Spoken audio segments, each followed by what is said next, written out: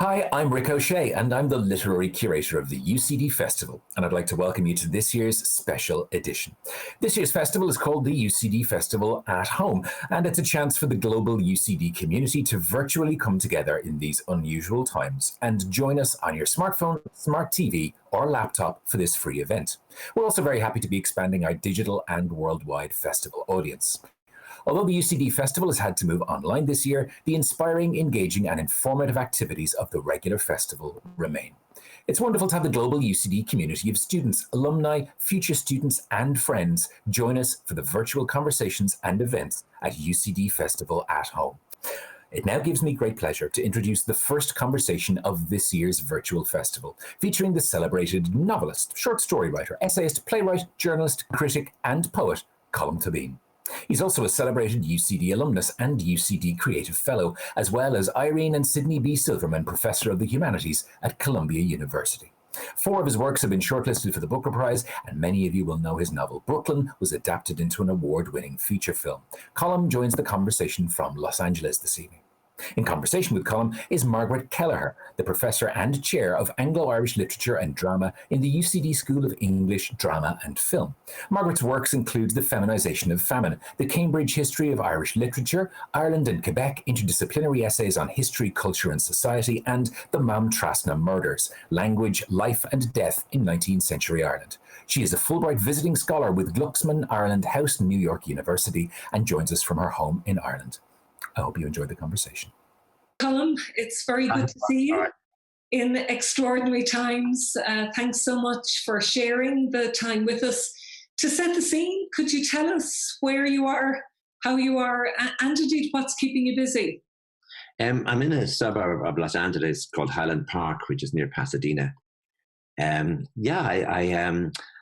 I have a novel to revise, a very long novel that I think needs to be shortened and tightened, and some of it rewritten, which is about Thomas Mann, which I hope is coming out next year.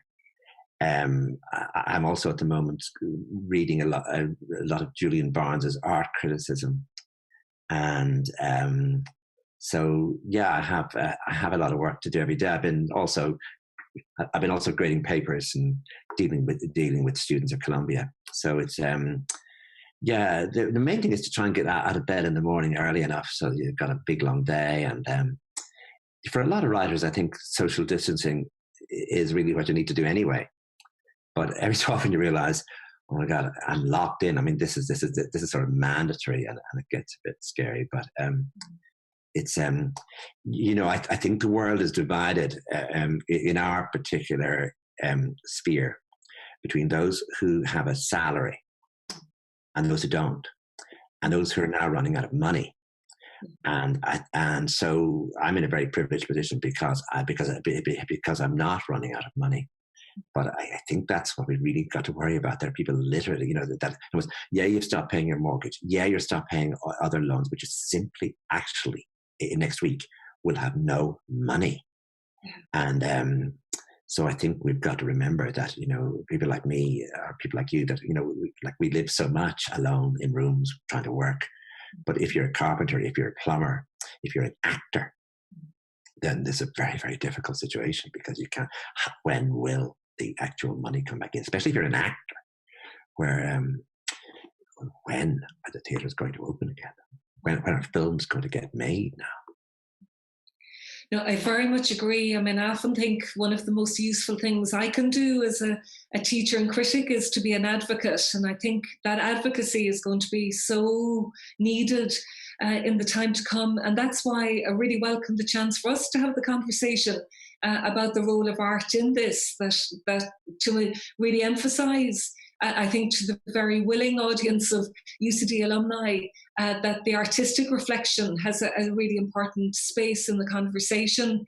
And we can come on to issues, I suppose, of the present and the future in a little while, but I also thought it would be useful to take some time just to look to the past and in a way to have the benefit of the longer perspective, which you as a writer and indeed a teacher can give us. So one of the questions I was curious to ask you is, do you find yourself thinking about other art forms in the past, that really were produced from crisis or from strife. There are times when you're reading Ulysses where you wonder if this book was written with some notion of that it was written for the end of time. And also with W.B. Yeats, where his wife did get the flu in 1918. And certainly there are poems that reflect that. But I think the whole tone of Ulysses, where there are moments where you think that he's writing prose to parody all prose of all time, to suggest that there won't be a future in this. And of course, he's writing in the middle of the conflagration of the First World War. And indeed of the flu pandemic that's coming afterwards. And then with the whole, what's going on in Ireland, with the Black and Tan War in the aftermath. So it's a time of huge change. It's a time of what Thomas Hardy called the breaking of nations. And so it's one of, you can certainly connect Ulysses, and I think you can connect The Wasteland to that idea of somehow or other that everything had been fragmented, everything had been blown apart. In other words, modern technology was being used in a system of trench warfare that was essentially Prussian 19th century, with more and more technology, so that the trenches became, instead of this quick war, it became this slow war. And with a mixture of almost medieval warfare systems with modern technology, and anyone going through that. I mean, it's strange in a way that how Yeats managed to go through the First World War without mentioning it much. That as he moved between Dublin and London in this enthusiasm, so that he is an example, Yeats. Yeah. And indeed, Joyce, I mean, Stanislaus Joyce got involved politically and was interned when James Joyce snakily kept his way out of trouble writing his book throughout this period. So it's fascinating to look at what was James Joyce doing in 1915, 16, 17, 18. He was writing his novel. What was W.B. Yeats doing? He was moving from club to club, and he was back in Dublin, back in London. So that there is a lovely way you can also see these artists functioning, almost moving outside history, suggesting that this had nothing to do with them. Actually, there's a poem by Anthony Hecht called "During the Plague I Came Into My Own." It's called Tarantula, or the Dance of Death, but it's about the plague, and the last line is, "And that was during the plague when I came into my own." And so there's always that sense of, I think we might find, if I were a publisher next year, you find that a writer who wasn't delivering that novel suddenly has. That suddenly writers who don't produce short stories normally will have a little book of stories. And I think there's some people I know are able to increase their production, just say that this is the time, just settle down, do the work. Yeah. But others, I think, are not. It's just too strange. And in a way to turn that question back, Colm, I remember many years ago a lecture you gave, and the phrase stayed with me ever since, where you quoted from Henry James, and James arguing that the role of art was to give, if I remember correctly, the reverse of the picture. Because is there in a way a danger of in a way requiring the artist to write about the moment, or to give a sort of description? Yeah. Henry James is a really great example here, because he really began as a short story writer in the white heat of the American Civil War. His two younger brothers were in the war. They were both injured in the war, one of them badly. And but he actually apologizes in one of the stories that, "Please forgive me, this is the reverse side of the picture." Reverse side. He's writing about the sweethearts. He's writing about the sentimental situations at home, rather than going into the battle, which would have been a strange Jamesian thing anyway. But he calls it the reverse side of the picture. Yes, it isn't as though you can expect writers to deal directly with the coronavirus. That it's not as though it's going to be a big set of novels, but it will enter the spirit of people's work. I'm also, I was showing you the manuscript here, which I have here. I'm also working on a long story at the moment, and I mean, this is what it looks like. And it's been on my mind for years, but suddenly now it came into my head, and it's about three people who have ended up in Argentina, who are Catalan, and they've been there for many years, and they decide they want to go home. And I mean, why would I want to write that now, that idea, when I am here? And really the idea of getting on a plane is out of the question, that you simply wouldn't take the risk. So you're sort of suddenly locked in this. We're talking about this globalized. Yes, the coronavirus has become globalized, but the pleasures of globalization, such as, for example, cheap travel, have just gone disappeared. So it's going to make its way into work metaphorically, strangely. But I think it will enter into the spirit of work done over the next 10 years. And just staying with the Ulysses parallel for a moment, that it's a really suggestive one, because you've just led me to think of, the great closing rubric, Trieste, Paris, Zurich, Paris. And, in a way, I've always thought of Ulysses as the great novel of space, of Joyce moving, to different European cities. But of course, as I think about it now, from the perspective you're giving, it's also a great novel of confinement. He's writing it in cramped apartments, poor, living kind of on the welfare of his brother or relatives who maybe didn't even want him some of the time. So yes, it is. To that extent, that just the amount of repudiation in the book, the one chapter smashing the tone of the previous one, that there's no constant tone in the book, that if a tone seems to be working in the book, even within chapters, there are disputes going on between textures. And as though nothing will be settled, as though if there's an event to occur, it could be, it's like Cyclops, for example, it will be broken by a parody that goes miles away from it. And in other chapters, there's history of prose. The history of English prose is both, I suppose, parodied and reflected, so the book is a great unsettled book. Written in a time, as you point out, when he moved a great deal, when nothing was certain, when the room he was in was not the room he was going to be in soon, so that all those competing tones, which you also find in The Wasteland, it's one way of looking at the book. As you say, there are other ways of looking at it, but one way of looking at it is that it is a book of its time. And it's also, I think, a book very much written for an Ireland of the future, to Ireland in the coming times, that to place a Jewish man with a rare sensibility and a strange way of noticing at the very center of an Irish novel, which his view is it's melancholy, but it's cosmopolitan. It enjoys the moment.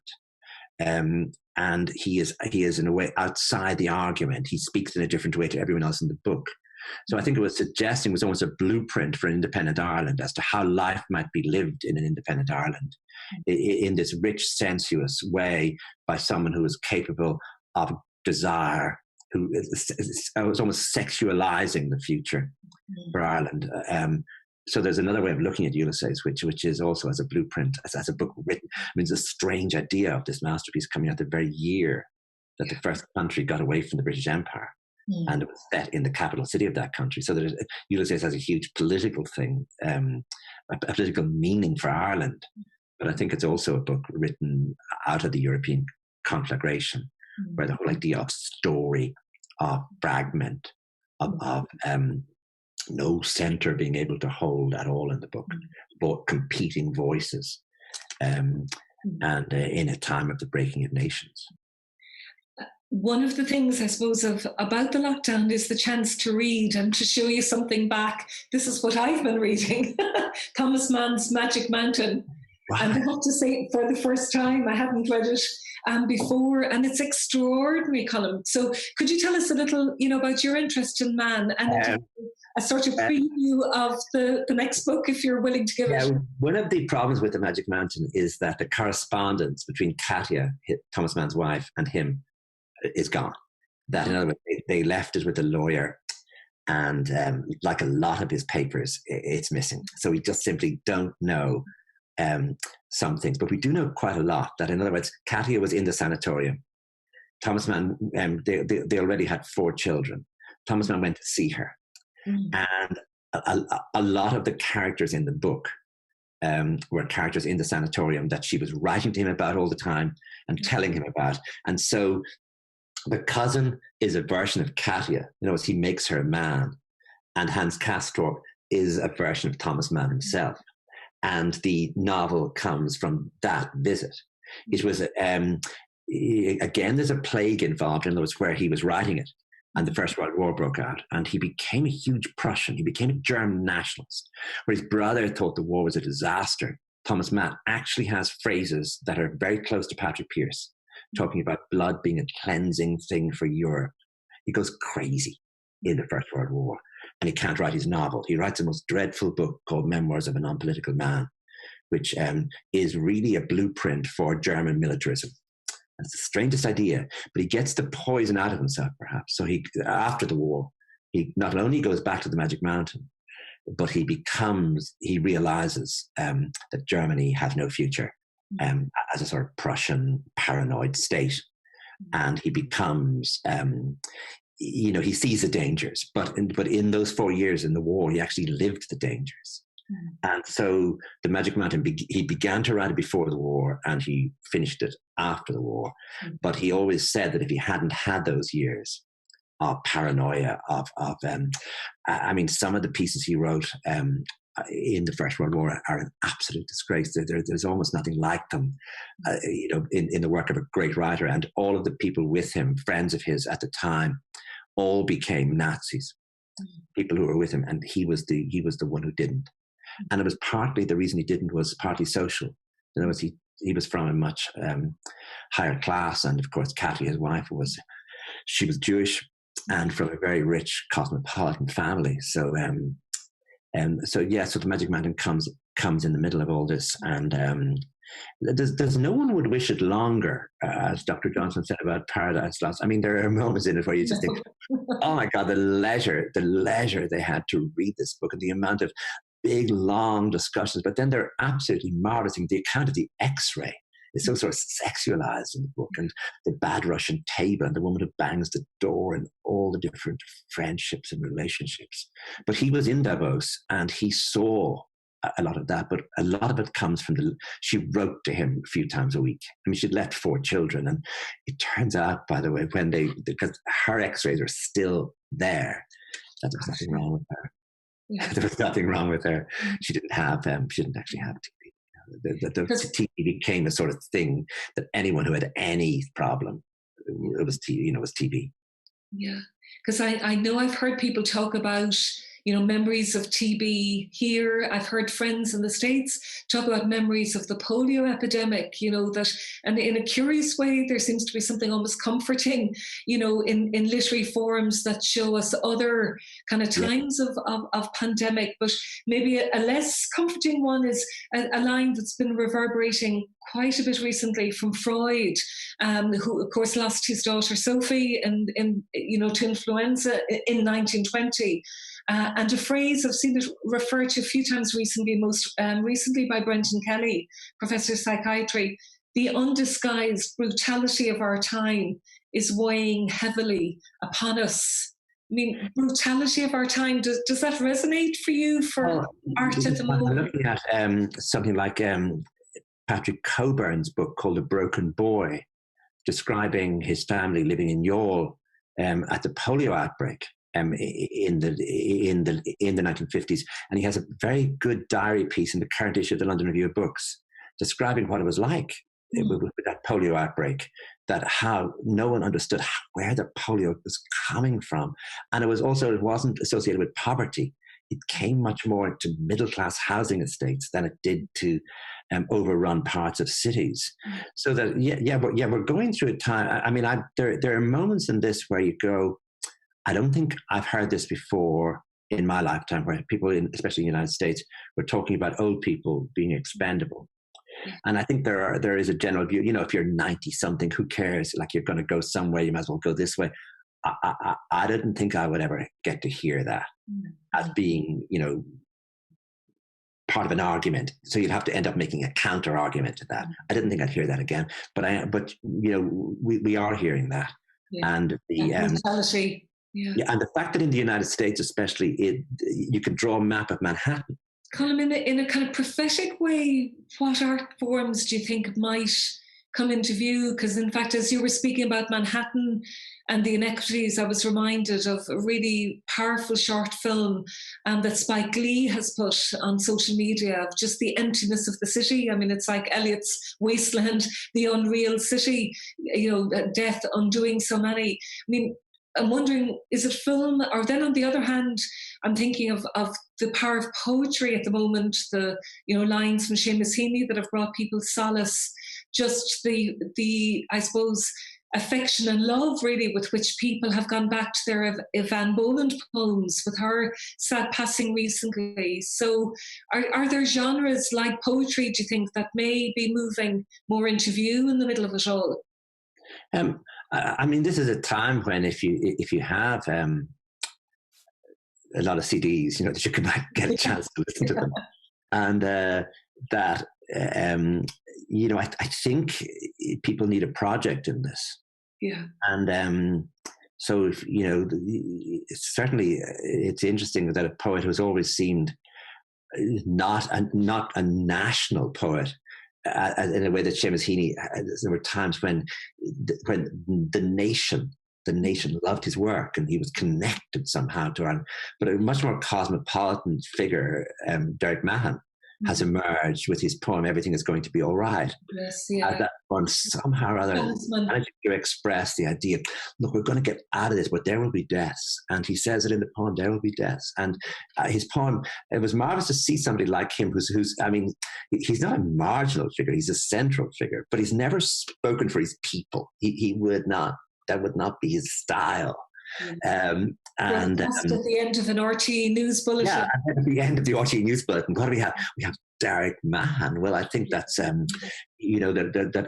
especially in his recent work, I think he speaks to this more than anyone else does, where he's talking about the idea of the world having been destroyed in various ways, the culture, the landscape. He's talking about the end of things. He's talking really as an ecological poet almost, but always saying there is a secret place. It may be within the heart, within the soul. It may be in the landscape, a well, somewhere you could go to.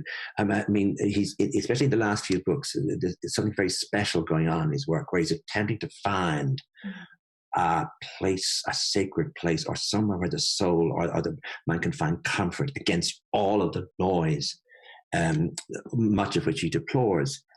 So that it's funny watching somebody like him, Derek Mahon, moving right into the center from some quite comfortable position he had on the margins and the cosmopolitan spaces where he could easily invoke Vienna, Freud. He could live anywhere. He was a figure of the modern world, the globalized world. But now he's actually speaking for all of us, and it's marvelous to watch a poet moving into that space. I mean, somebody like Evan Boland, who I worked with and who I knew very well, that again, there's a sort of way that she deals with light, with stillness, with memory, with things that matter, with history, with rethinking everything in the light of her own experience, in the light of who's been left out.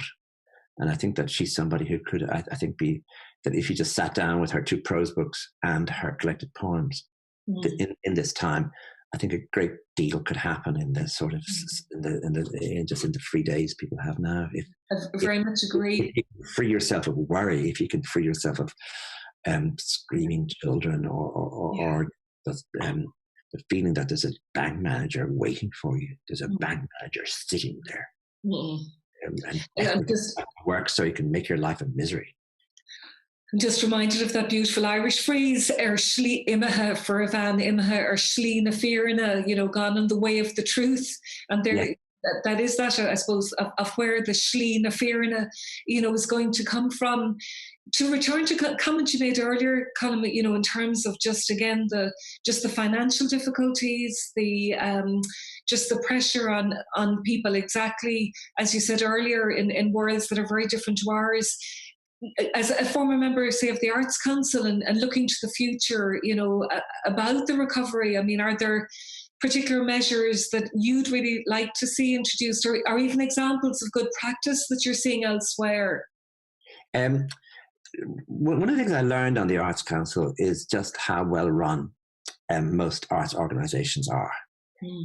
I suppose there are three prongs. One would be a general prudence in relation to money, not getting into debt, which really takes quite a lot of management, and also keeping trust with your funders and sponsors, and then keeping trust with your audience. So that I've always said that if the Stoll Writers' Week had run Anglo-Irish Bank, the problems would not have arisen.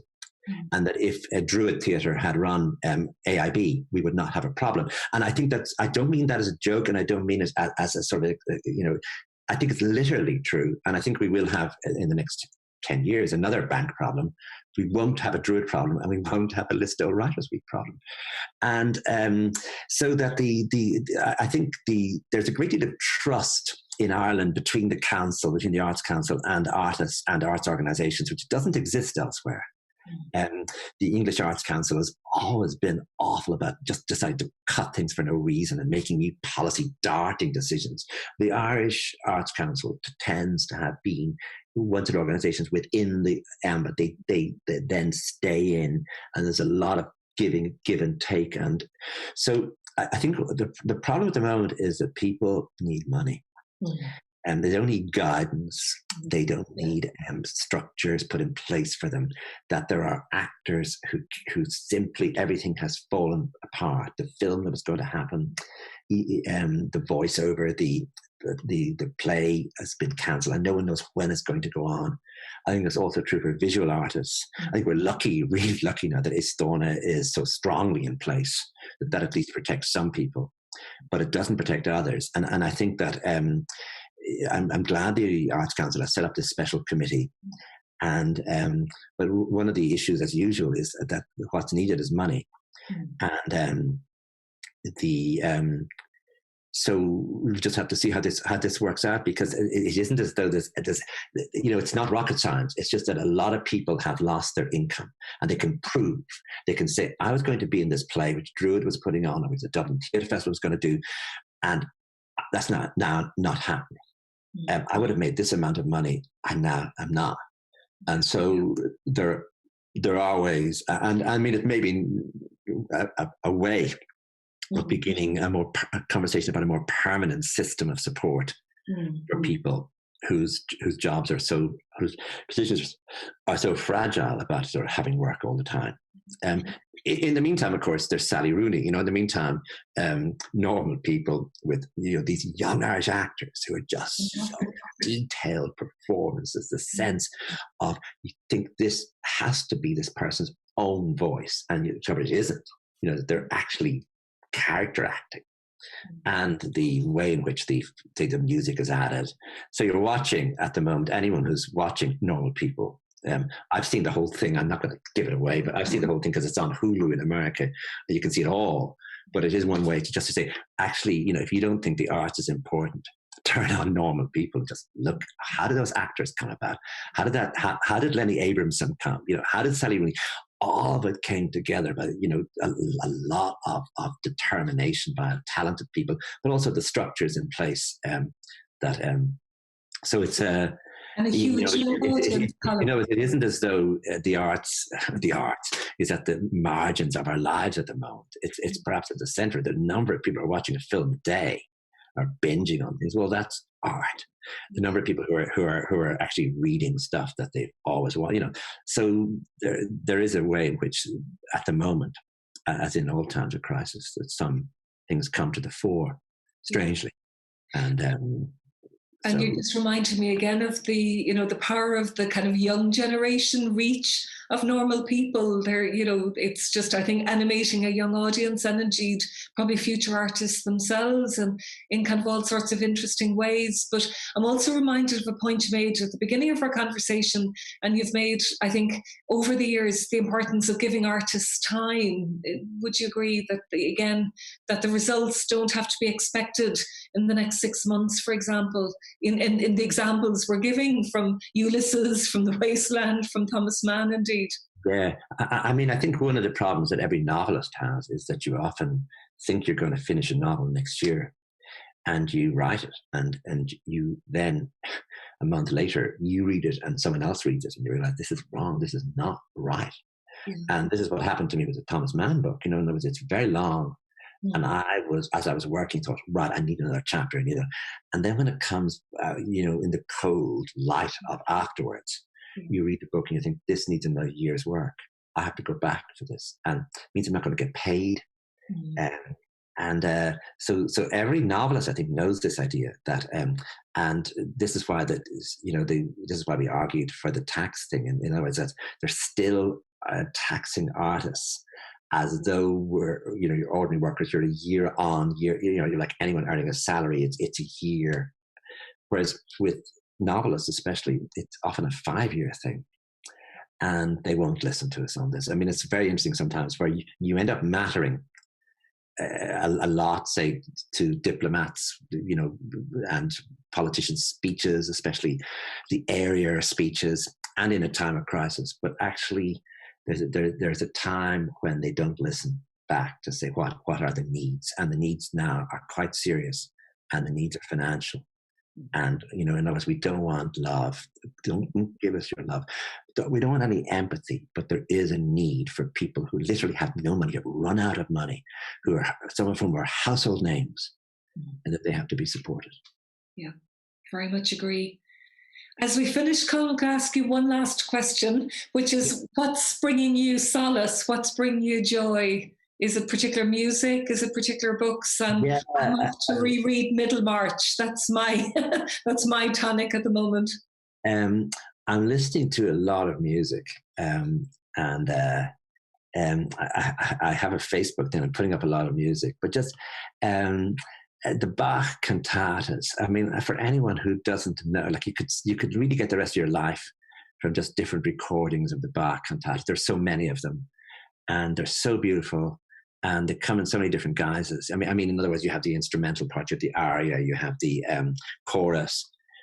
And so, the various recordings of the Bach cantatas. And also, YouTube is just great because you can just think of something, or Spotify, and just find, oh God, I wonder what that recording of that is like.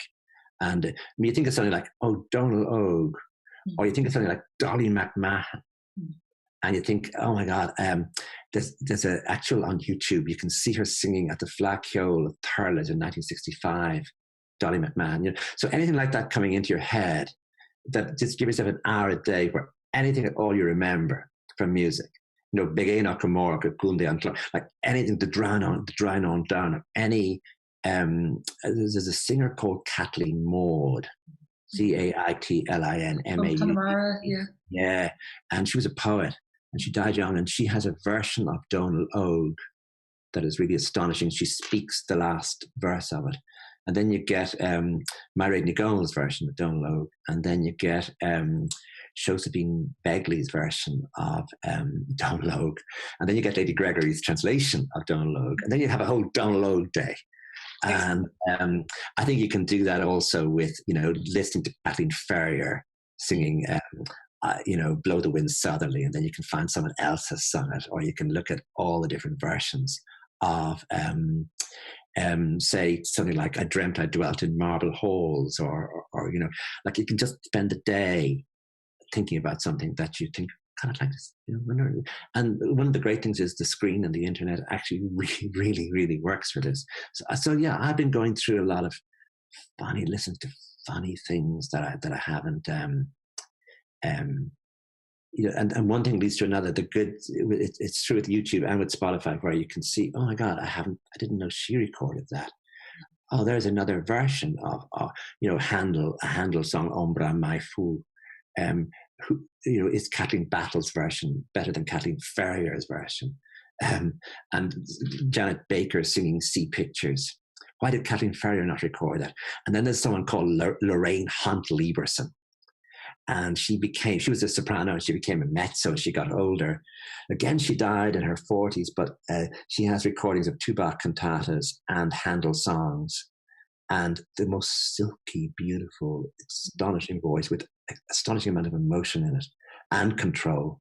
And so you can just go through your Lorraine Hunt Lieberson, which will lead you in turn to a singer like Lucia Pop, bring you back in time to Bernadette Greevy, and remembering those concerts in St. Anne's in Dawson Street with John Beckett, the sort of minimal conducting system of John Beckett with the Bach cantata with Bernadette, who introduced me to Mahler. I mean, not personally, I was in the audience, but watching her in the Gaiety Theatre singing Das Lied von der Erde, and she has recorded that, and then listening to her singing arias from the Bach cantatas, her Handel CD, which is an astonishingly beautiful CD.